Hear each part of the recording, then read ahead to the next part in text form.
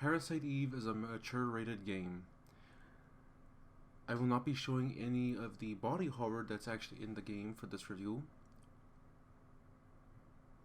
but I would still avoid if you're squeamish about that kind of stuff. Also, the review is gonna have spoilers because this is an old game and it is actually pretty hard to get nowadays. So if you're interested in the game, I would suggest playing it first before looking at this review. Other than that, please enjoy the video. Merry Christmas, everyone! We're so close to the end of the year, and for my first year of doing these reviews. I'm planning on doing a follow-up video next, so look forward to some extra details on some of my previous videos. It's now Christmas Eve, and I wanted to do a Christmas video. I would have done one for the Grinch, but I'm not 100% sure if my copy is still good enough for it. So we're doing another game that takes place during Christmas, Parasite Eve.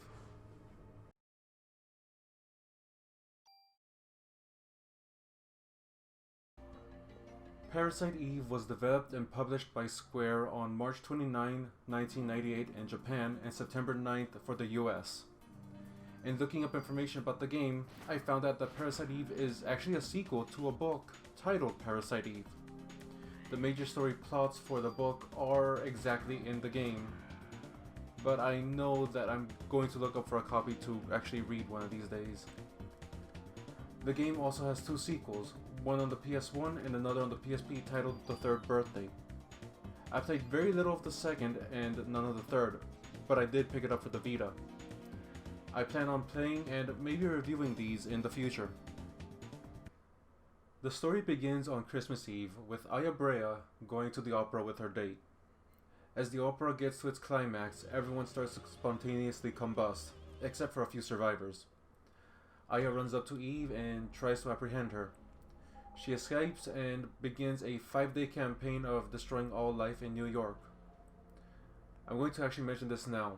There is actually a lot of body horror in the game, and I'm not going to show it because it is disturbing even now, honestly.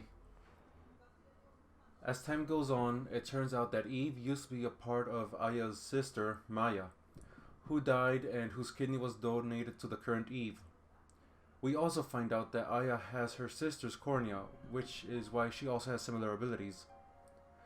We also learn that Eve is trying to create the ultimate being with the help of one scientist that has been involved in all of this from the very beginning.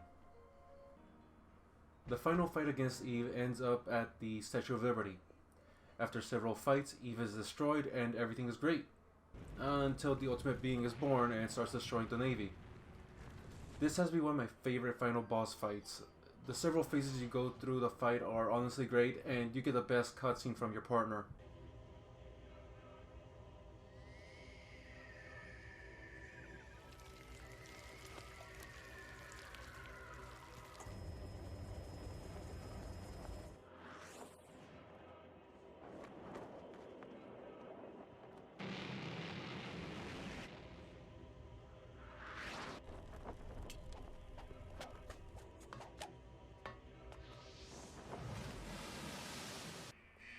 The final part has you going through the engine room to pretty much set up a self-destruct, and you jump off the ship before it explodes.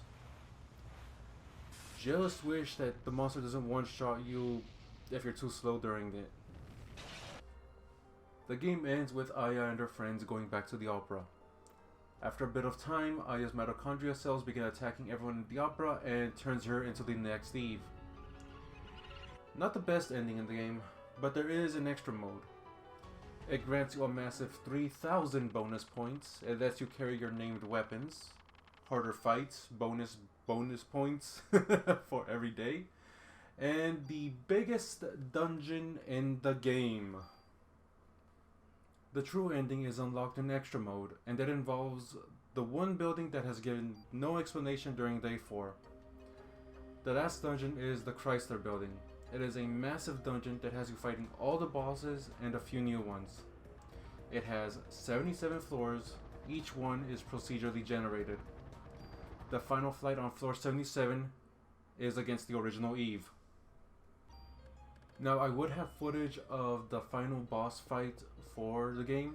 Unfortunately, the Chrysler building really is actually one of the toughest dungeons I've actually had to deal with. Every 10 floors has a boss, and to get to that boss, it takes about an hour if you're playing right. Unfortunately, if you want to go back and save, you have to run back down all 10 floors before you're able to even escape. Or run back down the previous 10 floors, because you can use the elevator for like any other ones so long as you've beaten the boss for those.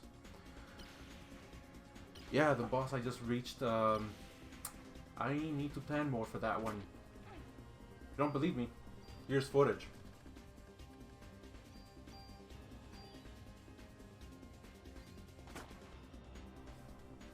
Damn cockroaches. Alright, time for gameplay. The best I can describe it is as active time battle.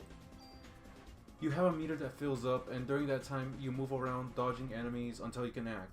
Once the meter is full, everything stops, letting you decide on what to attack, or if you want to use an item or switch your weapon. The second meter is your Parasite Eve meter, or psionic energy, something like that. Parasite energy? This lets you use your parasite attacks and abilities. There is a downside to this playstyle though. Once you've decided to attack, you can't do anything until you finish, which means you're going to be taking hits from other enemies around you. And unfortunately, a few of these enemies can dodge your attacks and make you lose health and ammo. You can also upgrade your equipment as you continue your attempt to save New York. You can modify your weapon by picking up upgrades and just apply directly to the weapon you're using. If there is a new weapon that has better base stats or has an interesting ability, you can use tools to either move your upgrades to the new weapon or move the ability to your current weapon. The only downside to this is using the tool will destroy the weapon that is losing what it has. So if it had another good ability like extra critical chance or extra critical damage, it's gone. The only way to keep the weapon is to use a super tool, which lets you keep the weapon after moving or removing whatever it had. Graphics wise, the game looks alright. It has similar graphics to Resident Evil during the PS1 era, so the backgrounds are all good, honestly. The character models are a bit dated, but again, that can be forgiven for its age. The FMV cutscenes are honestly both wonderful and disturbing. Oh, they're still old 90s FMVs. It's just that for some reason the FMV body horror is actually even creepy by today's standards, I would say. The music for the game is pretty good.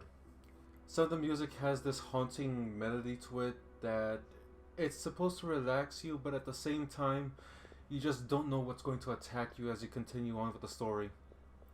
As you go further into the story, the music does start having more energy, especially during the boss fights. I can honestly say this.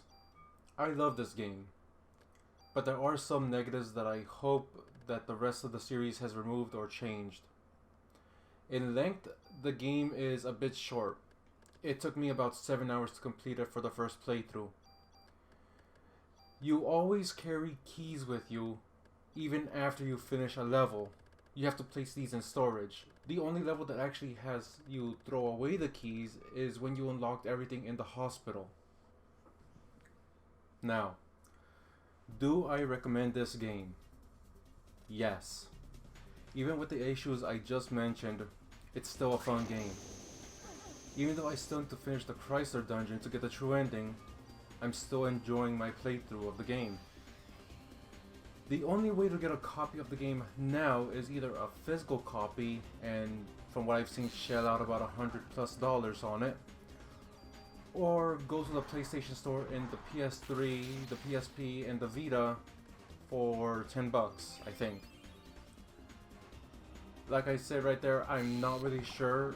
I don't like how Sony changed the online store to only show PS4 and PS5 games. and that the only way you can actually see the others is to actually log into the store through the other consoles. But that's pretty much the only way you can actually get a copy of Parasite Eve nowadays. Alright, a whole year of me trying out reviewing. It was honestly very interesting to do this. I'm planning on doing a follow-up for most of the games I've reviewed this year. You know, updates for games, stuff that has changed for them or not. And I also want to talk about my feelings on starting this, actually doing this.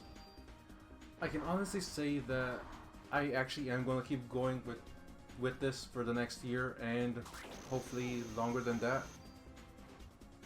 So, Merry Christmas and Happy Holidays to everyone who's watching, and see you in the next one. Later.